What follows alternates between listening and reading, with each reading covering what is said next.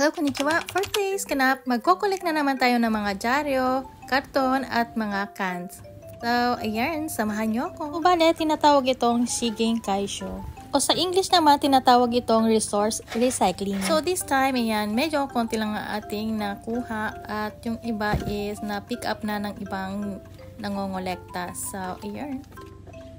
So, bali, sa isang taon, 2 beses kaming nakatoka na mag-collect. Meron din ang elementary school at bukod naman ang junior high school. Bale, magkaiba ang kanyang schedule. Around lang dito sa aming barrio. So, yun. So, bale, ito na lang ang ating naabutan. So, mga ilan-ilan lang din ang ating na-pick up. At dahil marami-rami din kami naglilibot dito, kaya yung iba, pag nadadaanan nila yan, kinukuha na lang din nila. Kaya, ayan, parang tulungan na lang din.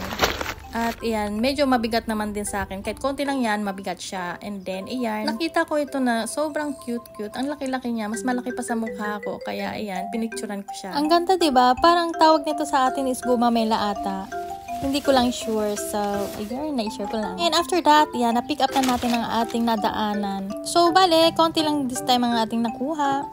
At syempre, kahit tapos na tayo, kailangan natin i-check or baka may nakaligtaan na hindi pa natin napipick up. Kaya ayan, tingin-tingin natin sa ating paligid.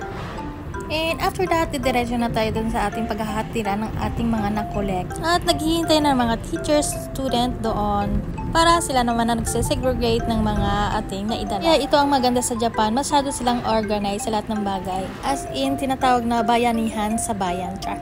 Lahat ng mga nakolekta ngayon at pag nabenta na ang lahat, mapurproceed ito sa school ng bata. O diba, napagabongga talaga dito sa Japan. Sana mayroon din ito sa Pinas. Yung tulong ang gantong mga activities para na din na naman sa school ng ating mga anak. Kaya ayan, na-share ko lang ang culture dito sa Japan. And that's it for today's mini vlog. Thank you for watching.